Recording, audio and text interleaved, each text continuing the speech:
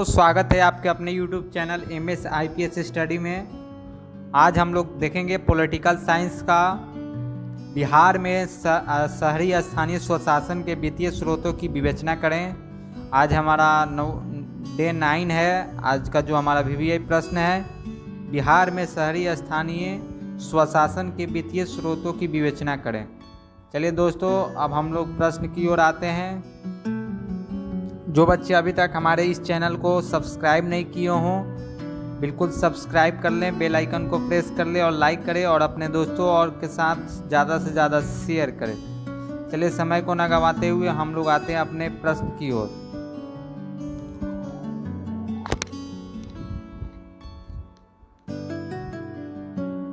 चलिए, जैसा कि आप स्क्रीन पे प्रश्न देख पा रहे हैं, बिहार में शहरी स्थानीय स्वशासन के वित्तीय स्रोतों की क्या करें, विवेचना करें। ठीक है, ये क्वेश्चन इस प्रकार भी आपके परीक्षा में पूछा जा सकता है। भारतीय स्थानीय स्वशासन के विभिन्न आर्थिक साधनों का वर्णन करें। Describe the different sources of income of Indian local self government. Understand. एक और क्वेश्चन जो है, सेम इसी क्वेश्चन को जो है इस प्रकार भी पूछा जा सकता है। ऋण लेना स्थानीय संस्थाओं पर कोई आर्थिक भार नहीं है, इस कथन की समीक्षा करें।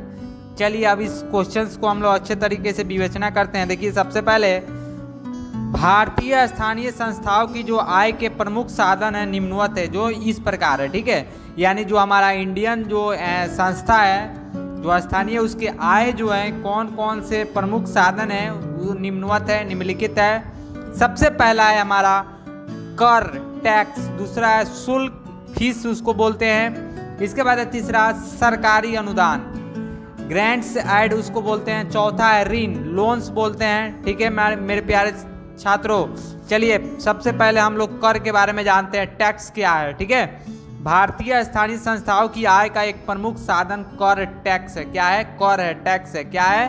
तो भारतीय स्थानीय संस्थाओं की जो आय है वो प्रमुख साधन है। कर जो है वह धन राशि है जो स्थानीय संस्थाएं नागरिकों से नियमित तथा अनिवार्य सेवाओं के बदले में प्राप्त करती है। फिर से एक बार आप लोग समझिए मेरे प्यारे छात्रों, स्थानीय संस्थाएं नागरिकों से नियमित तथा अनिवार्य सेवाओं के बदले जो है ये प्राप्त करती है। देखिए, कर मुख्यतः दो प्रकार की होती है। कितने प्रकार की होती है छात्रों? दो प्रकार की होती है।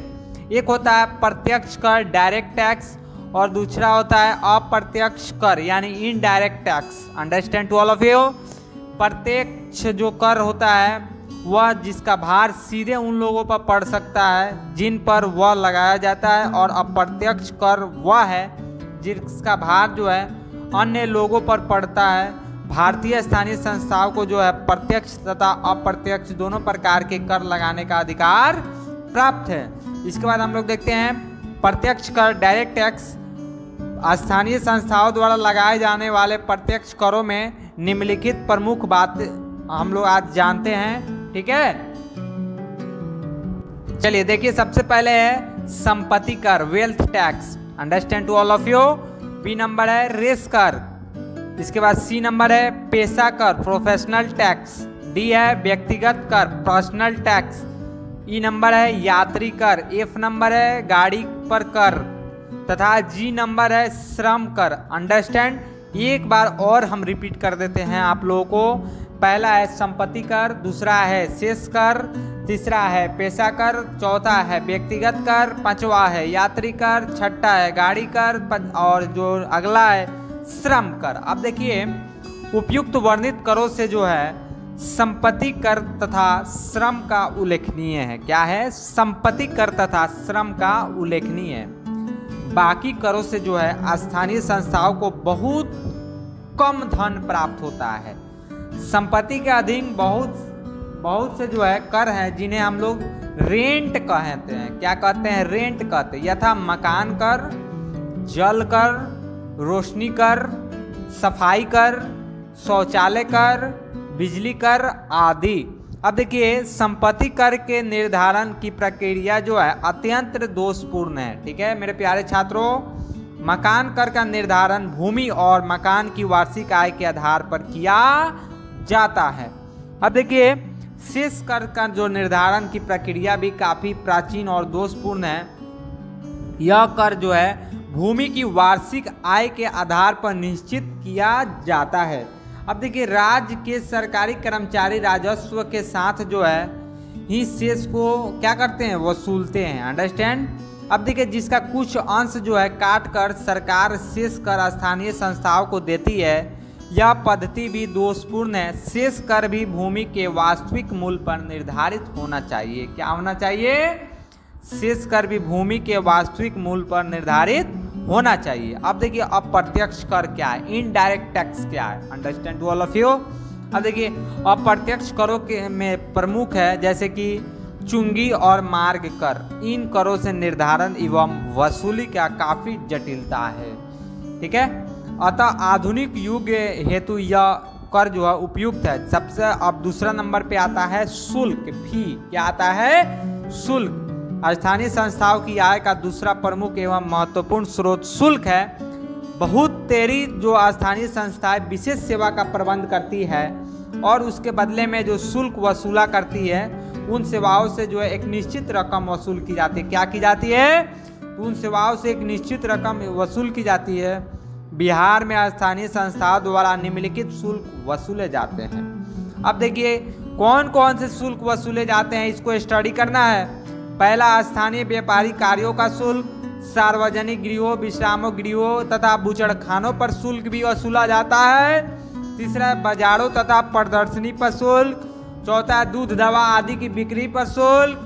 पांचवा है जल का नल आदि लगाने पर शुल्क। छठा है कागज पत्र की प्रतिलिपि पर शुल्क। और अगला है मवेशियों को हाटों पर शुल्क। और जो है अगला, शिक्षण संस्थानों तथा चिकित्सालयों पर भी शुल्क लिया जाता है। ठीक है मेरे प्यारे छात्रों। इसके बाद है, सेवाओं से प्राप्त आय ठोस और लोचदार नहीं होती है। शुल्क निर्धारण की प्रक्रिया भी जो है अवैज्ञानिक, अव्यवहारिक तथा दोषपूर्ण है। Understand to all of you. अधिकांश शुल्क तो वसूल ही नहीं हो पाते। क्या होते हैं? ऐसे बहुत सारे ऐसे शुल्क होते हैं जो वसूल ही नहीं पाते हैं। इस स्रोत से आय जो है अनियमित तथा अनिश्चित रहती है। अंडरस्टैंड। चलिए अब हम लोग तीसरा देखते हैं, सरकारी अनुदान। क्या है? सरकारी अनुदान, गवर्नमेंट एड, या इसको क्या बोल सकते हैं, ग्रांट इन एड भी बोल सकते हैं। चलिए, स्थानीय संस्थाओं की आय का बहुत बड़ा स्रोत जो है सरकारी अनुदान है। क्या है? तो स्थानीय संस्थाओं का जो बहुत बड़ा स्रोत है सरकारी अनुदान है। ठीक है। उनकी आय के साधन अत्यंत जो है, इसलिए अपने कार्यों के जो संपादनार्थ और उन्हें आर्थिक सहायता चाहिए। क्या चाहिए? आर्थिक सहायता चाहिए। अब देखिए आगे, स्थानीय संस्थाओं के कार्यों में प्राप्त वृद्धि के कारण जो है उनका अपना बजट होता है वो घाटे का रहता है। ओके मेरे प्यारे छात्रों, इसलिए सरकारी अनुदान का विशेष महत्व होता है। सरकारी अनुदान का विशेष महत्व होता है। जैसे कि वस्तुतः सरकारी अनुदान निम्नलिखित नियमों एवं सिद्धांतों पर आधारित होते हैं। और कौन कौन से नियम और कौन कौन से सिद्धांत है मेरे प्यारे छात्रों, उसको हम लोग स्टडी करेंगे। पहला है, सरकारी सहायता राष्ट्रीय महत्व के कार्यों के संपादन हेतु मिलनी चाहिए, जैसे शिक्षा हो गया, सड़क हो गया, स्वास्थ्य हो गया इत्यादि। अंडरस्टैंड। चलिए, स्थानीय संस्थाओं को उतना ही धन मिलना चाहिए जितने की उसे आवश्यकता है। मतलब स्थानीय जो संस्था है उसको उतना ही धन मिलना चाहिए जितना उसको आवश्यकता है। धनी स्थानीय संस्थाओं के तुलना में निर्धन स्थानीय संस्थाओं को जो है अधिक से अधिक आर्थिक सहायता मिलनी चाहिए। अंडरस्टैंड। अब देखिए, कुछ विद्वानों के अनुसार, कुछ हमारे विद्वान हैं उसके अनुसार सरकारी अनुदान कुल व्यय के आधे से अधिक नहीं जाना चाहिए। यानी कुछ हमारे विद्वान कहते हैं कि सरकारी अनुदान कुल व्यय के आधे से अधिक नहीं जाना चाहिए। Understand to all of you. इसके बाद देखिए, यदि सरकार अनुदान के बाद भी कम से कम कुशलता का स्तर ठीक नहीं रखा गया तो राज्य सरकार को भी चाहिए कि ऐसे स्थानीय संस्थाओं को अनुदान देना बिल्कुल बंद कर दे। चलिए आगे हम लोग देखते हैं। स्थानीय संस्थाओं की आवश्यकता, जो हमारे स्थानीय संस्था है उसकी आवश्यकता है तथा वित्तीय शक्ति को देखकर कुछ वर्षों हेतु अनुदान की राशि जो है निश्चित कर देने से उन्हें संतोष और विश्वासपूर्वक योजना बनाने का अवसर प्राप्त होगा। ओके मेरे प्यारे छात्रों, माय डियर स्टूडेंट्स, चलिए अगला, स्थानीय बीज की जो जांच समिति के सुझाव के अनुसार स्थानीय संस्थाओं हेतु आय का साधन निश्चित कर देना चाहिए। इसके बावजूद भी अगर बजट घाटे का रहे तो सरकारी अनुदान से उस कमी की पूर्ति की जानी चाहिए। एक बार और समझिए, बहुत इंपॉर्टेंट है। अगर इसके बावजूद भी बजट घाटे का हो तो क्या करना चाहिए? सरकारी अनुदान से उस कमी की पूर्ति कर देना चाहिए मेरे प्यारे छात्रों। इसके बाद है, सरकारी अनुदान का लक्ष्य जो है स्थानीय संस्थाओं को आर्थिक मामले में स्वावलंबी बनने की दिशा में अपेक्षित प्रेरणा युक्त होना चाहिए, ताकि स्थानीय संस्थाओं की भिखारी मनोवृत्ति समाप्त हो सके। क्या समाप्त हो सके मेरे प्यारे छात्रों? तो स्थानीय संस्थाओं की जो है भिखारी मनोवृत्ति समाप्त हो सके। चलिए आगे हम लोग बढ़ते हैं। अब देखिए, सरकारी अनुदान के क्या क्या बेनिफिट होते हैं, क्या क्या लाभ होते हैं, उसको हम लोग को स्टडी करना है, उसको पढ़ना है, उसको जानना है। चलिए अब हम लोग जानने का प्रयास करते हैं। सरकारी अनुदान से स्थानीय संस्थाओं का निम्न लाभ होता है, जो इस प्रकार है, विभिन्न प्रकार के उससे फायदे होते हैं। अब क्या क्या फायदे होते हैं उसको हम लोग स्टडी करेंगे। पहला है, बहुतेरे विद्वानों और शिक्षाविदों का मत है कि अर्थाभाव में स्थानीय संस्थाएं राष्ट्रीय महत्व के कार्य के संपादन कुशलतापूर्वक नहीं कर सकती, जिससे जो है संपूर्ण राष्ट्र को क्षति उठानी पड़ती है। हमारे जितने भी राष्ट्र, मतलब हमारे राष्ट्र हैं, नेशन है, उसको क्षति जो है उठानी पड़ती है।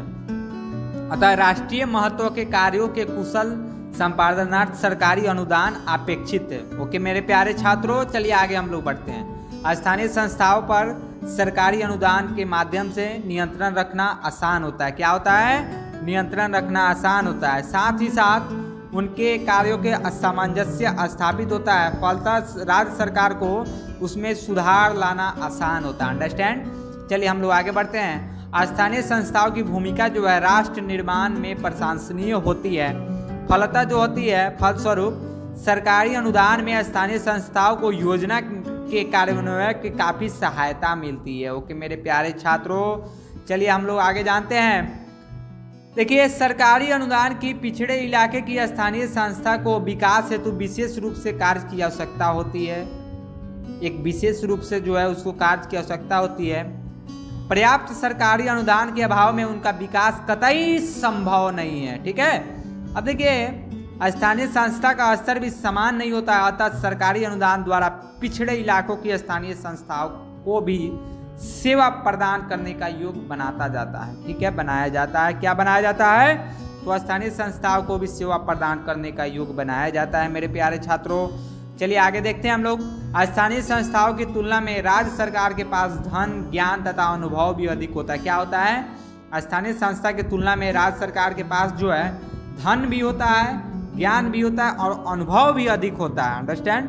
अब देखिए, अतः राज्य सरकार अपनी सम्मति और परामर्श तथा आलोचना द्वारा जो है किसके द्वारा? सम्मति और परामर्श और आलोचना के द्वारा स्थानीय संस्थाओं को जो है काफी लाभ पहुंचाती है। राज्य सरकार का बहुमूल्य सुझाव तथा परामर्श स्थानीय संस्थाओं को अनिवार्यता मानना ही पड़ता है। क्या करना पड़ता है प्यारे छात्रों? तो उनके जो परामर्श है स्थानीय संस्थाओं को अनिवार्य रूप से मानना ही पड़ता है, अन्यथा उन्हें सरकारी अनुदान से वंचित रहना पड़ता है। क्या रहना पड़ता है मेरे प्यारे छात्रों? उनको सरकारी अनुदान से वंचित रहना पड़ता है। अब देखिए, स्थानीय संस्थाएं भी मनमानी नहीं कर सकती। क्या कर सकती है? स्थानीय जो संस्था है वो भी मनमानी नहीं कर सकती मेरे प्यारे छात्रों। इस तरह जो है उपयुक्त कथन से भली भांति स्पष्ट होता है कि स्थानीय संस्थाओं को जो है सरकारी अनुदान से कुछ न कुछ लाभ अवश्य है। क्या है? इससे हमको बिल्कुल स्पष्ट होता है मेरे प्यारे छात्रों कि स्थानीय संस्था से जो है सरकारी अनुदान में कुछ न कुछ जरूर फायदा है, लाभ है। परंतु अन्य देशों की तुलना में भारत में जिस प्रकार सरकारी अनुदान की व्यवस्था संतोषजनक नहीं है, ठीक उसी प्रकार अन्य राज्यों की तुलना में बिहार में स्थानीय संस्थाओं को राज्य सरकार द्वारा प्राप्त होने वाली जो है सरकारी अनुदान भी उतना संतोषजनक नहीं है मेरे प्यारे छात्रों।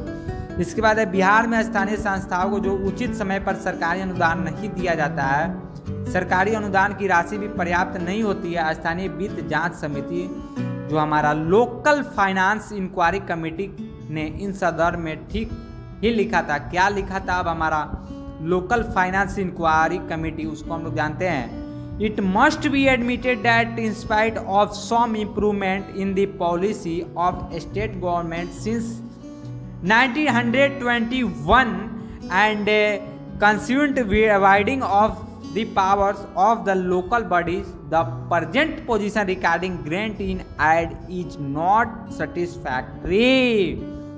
ओके मेरे प्यारे छात्रों, चलिए आगे हम लोग बढ़ते हैं।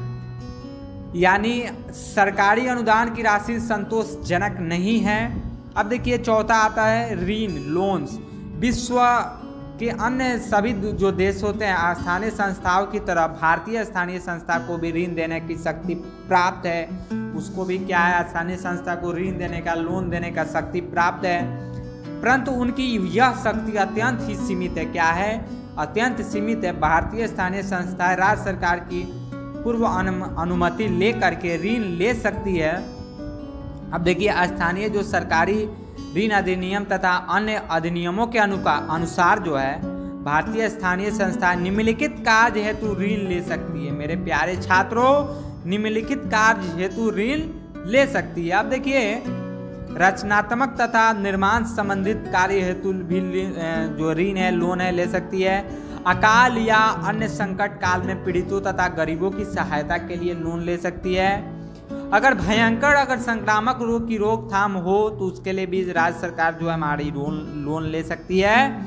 इसके बाद है भूमि क्रय के लिए, जमीन खरीदने के लिए भी लोन ले सकती है। इसके बाद है पूर्व के लिए लोन की जो है अदायगी हेतु उसके लिए भी लोन ले सकती है। चलिए हम लोग आगे पढ़ते हैं मेरे प्यारे छात्रों, माय डियर स्टूडेंट। देखिए सामान्यतः स्थानीय संस्थाओं जो है जल आपूर्ति, गंदे जल के निकास, नलियों की व्यवस्था, विद्युत उत्पादन एवं वितरण, कार्यकाल के भवन निर्माण, सड़क निर्माण, शिक्षण संस्थाओं हेतु चिकित्सालयों का निर्माण, बाजार और कसाई घरों का निर्माण तथा अन्य जनोपयोगी कार्यों हेतु राज्य सरकार या जनता से ऋण ले सकती है। ओके मेरे प्यारे छात्रों, अब देखिए ऋण लेने के लिए क्या क्या स्रोत होना चाहिए, लोन लेने के लिए सोर्सेज क्या होना चाहिए। तो स्थानीय संस्थाओं द्वारा जो है ऋण लेने के दो साधन है। पहला है राज्य सरकार से तथा खुले बाजार से। ओके मेरे प्यारे छात्रों, खुले बाजार से स्थानीय संस्थाओं को ऋण मिलने की कम संभावना रहती है, अतः ऋण हेतु उन्हें राज्य सरकार पर निर्भर रहना पड़ता है। कुछ विद्वानों के मतानुसार, कुछ विद्वानों के कहानुसार राज्य सरकार को केंद्रीय सरकार से ऋण लेकर स्थानीय संस्थाओं को देना चाहिए। किससे लेकर के देना चाहिए मेरे प्यारे छात्रों? केंद्रीय सरकार से लोन लेकर के स्थानीय संस्था को देना चाहिए। अब देखिए ब्याज की जो दर तथा अवधि होती है, स्थानीय संस्थाओं को ऋण के बदले ब्याज देना पड़ता है। अगर कोई ऋण लेता है कोई भी संस्था तो उसको इंटरेस्ट देना पड़ता है, ब्याज देना पड़ता है तथा निर्धारित अवधि के पश्चात ब्याज सहित मूलधन भी वापस लौटाना पड़ता है। ब्याज की दर कुल राज्यों में 10% तथा अन्य में 8%, तो कुछ राज्यों में है 4% है। ब्याज की दर से कुछ राज्यों में सरकार निर्धारित करती है, कुछ राज्य में ब्याज की दर जो है राज्य सरकार तथा स्थानीय संस्थाएं मिलकर निश्चित करती है। सामान्यतः जो है ऋण की वापसी समय 3 वर्ष की होती है, परंतु राज्य सरकार इस अवधि को बढ़ा भी सकती है। क्या कर सकती है? राज्य सरकार इस अवधि को बढ़ा सकती है, इस पीरियड को बढ़ा भी सकती है। अब देखिए मेरे प्यारे छात्रों, ऋण अदायगी की पद्धति जो है, ऋण अदायगी की पद्धति मुख्यतः 2 है, यथा ऋण परिशोध कोष तथा ऋण के मूल एवं ब्याज के कुछ अंश की अदायगी। ओके, अब देखिए प्रथम पद्धति के अनुसार एक ऋण परिशोध जो है कोष की स्थापना की जाती है, जिसमें प्रति वर्ष वह धन राशि रखी जाती है जो ऋण की अवधि पूर्ण होने पर मूल्य एवं ब्याज की पूरी धनराशि हो जाएगी। दूसरे पद्धति के अनुसार मूल्य एवं ब्याज की कुछ अंश जो है प्रति वर्ष चुका दिया जाता है। क्या किया जाता है मेरे प्यारे छात्रों? प्रति वर्ष चुका दिया जाता है। वर्तमान समय में दूसरी पद्धति अधिक उपयुक्त है। अभी के वर्तमान प्रेजेंट टाइम में दूसरी पद्धति जो है काफी उपयुक्त है। इसके बाद देखिए प्रखर विद्वान जो है हमारे, उसके ऋण संबंधित क्या सुझाव दिए हैं। तो स्थानीय स्वशासन के विद्वानों ने ऋण के संबंध में अनेक सुझाव प्रस्तुत किए हैं, जिनमें निम्नांकित सर्वाधिक महत्वपूर्ण है। जो इस पर देखिए मेरे प्यारे छात्रों, क्या है इसको हम लोग स्टडी करते हैं। स्थानीय जो संस्थाएं ऋण संबंधित शक्ति समिति होनी चाहिए, उस पर राज्य सरकार का पूर्ण नियंत्रण जो है नकारात्मक एवं अवरोधात्मक आधार पर न हो, उपयोगिता तथा सकारात्मक आधार पर होना चाहिए। ठीक है। अगला, स्थानीय संस्थाओं को चाहिए कि वे ऋण लेने की शक्ति का दुरुपयोग न करें। क्या दुरुपयोग न करें मेरे प्यारे छात्रों? ऋण लेने के लिए दुरुपयोग शक्ति का न करें तथा उन्हीं कार्य हेतु ऋण का उपयोग करें जिनका संपादन से उन्हें आर्थिक लाभ हो सके तथा उस लाभ से वे ऋण और ब्याज का चुकता कर सके, जैसे व्यवसायिक, अर्ध व्यावसायिक, औद्योगिक तथा रचनात्मक कार्य को ऋण के उपयोग में किया जा सकता है। अब सेवा संबंधित कार्यों जैसे शिक्षण संस्थानों, सड़कों एवं चिकित्सालयों की स्थापना के लिए लघुकालीन ऋण लिया जा सकता है। बजट की पूर्ति हेतु ऋण लेना उचित नहीं माना जाता है। ठीक है। अब देखिए, ऋण के ब्याज दर कम होनी चाहिए तथा ऋण अदायगी की अवधि बढ़ा देनी चाहिए। क्या करना चाहिए? उसका ब्याज दर कम होना चाहिए मेरे प्यारे छात्रों, और जो लोन्स के ऋण के अदायगी अवधि बढ़ा देना चाहिए। अब देखिए मेरे प्यारे छात्रों, आगे स्थानीय संस्थाओं प्रत्यक्ष रूप से खुले बाजार से ऋण न लेकर अगर राज्य सरकार या केंद्र सरकार से ऋण ले, क्या ले? खुले बाजार से ऋण न लेकर के राज्य सरकार या स्टेट गवर्नमेंट या सेंट्रल गवर्नमेंट से ऋण ले सके। अब देखिए, स्थानीय संस्थाओं के जिम्मे विकास संबंधित कार्य बहुत अधिक बढ़ गए हैं, जिनके संपादनार्थ स्थानीय संस्थाओं की आय के साधन है उसमें वृद्धि होनी चाहिए। ऋण का उपयोग अंतिम उपाय के रूप में करना चाहिए। डॉक्टर ज्ञानचंद्र बाबू कहते हैं, कौन कहते हैं मेरे प्यारे छात्रों? डॉक्टर ज्ञानचंद्र बाबू कहते हैं। उनके शब्दों में अब क्या कहते हैं इसको जानते हैं। The use of loans for the social development of our country through perfectly legitimate in itself ought to be only as a second string to be bow, the first being the development of the tax and the non-tax resources of our country। यानी आगे हम लोग देखते हैं, परिशोध कोष की व्यवस्था होनी चाहिए और राज्य सरकार के स्थानीय संस्थाओं को कम ब्याज का ऋण देना चाहिए। राज्य सरकार हमारा बिहार स्टेट हमारा बिहार गवर्नमेंट है, स्थानीय संस्थाओं को कम ब्याज पे ऋण देना चाहिए। ओके मेरे प्यारे छात्रों, बहुत बहुत धन्यवाद वीडियो को पूरा देखने के लिए। अगर अभी तक भी हमारे चैनल को अगर आप सब्सक्राइब नहीं किए हों तो आप तुरंत सब्सक्राइब कर लें और बेल आइकन को प्रेस कर लें, ताकि मेरा कोई भी वीडियो आपके अगर मेरे चैनल पे MS IPS स्टडी पे अपलोड हो तो आपके पास तुरंत नोटिफिकेशन जा सके। चलिए, थैंक यू, धन्यवाद।